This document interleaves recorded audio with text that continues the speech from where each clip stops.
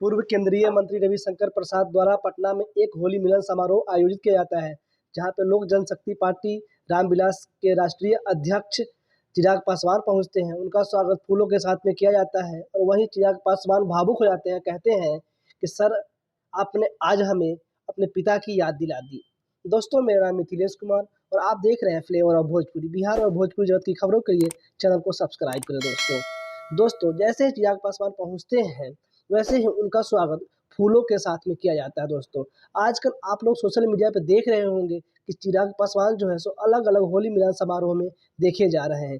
बाकी अन्य नेताओं की तस्वीरें अभी तक सोशल मीडिया पे कहीं भी नहीं देखी जा रही है। दोस्तों, अभी चिराग पासवान को भरपूर प्यार मिल रहा है बिहार की जनता की तरफ से, और जो है सो अगला मुख्यमंत्री के रूप में बिहार की जनता चिराग पासवान को देख रही है। दोस्तों, जब चिराग पासवान जो है सो वहाँ पहुँचते हैं तो उनका स्वागत फूलों से किया जाता है। वो पूरे अपने दल बल के साथ में पहुँचते हैं।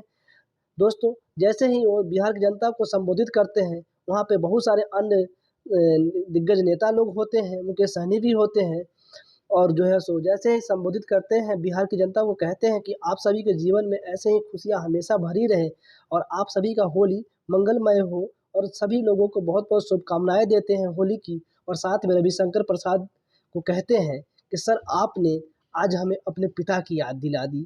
दोस्तों, उनको पिता की अपनी याद क्यों आई, तो वो कहते हैं कि सर, आपने जो तिलक लगाया है, आज गले से लगाया है और हमें जो उज्जवल भविष्य की कामना दी है, सेम इसी तरह से हमारे पिताजी भी हमारे सर पे तिलक लगाते थे और अपने गले लगा करके हमें उज्जवल भविष्य की शुभकामनाएं देते थे।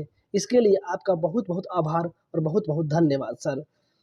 तो दोस्तों, ये थी चिराग पासवान से जुड़ी एक मुख्य खबर। दोस्तों, मिलते हैं फिर से एक नेक्स्ट वीडियो में। फिलहाल के लिए हमें इजाज़त दीजिए। धन्यवाद दोस्तों।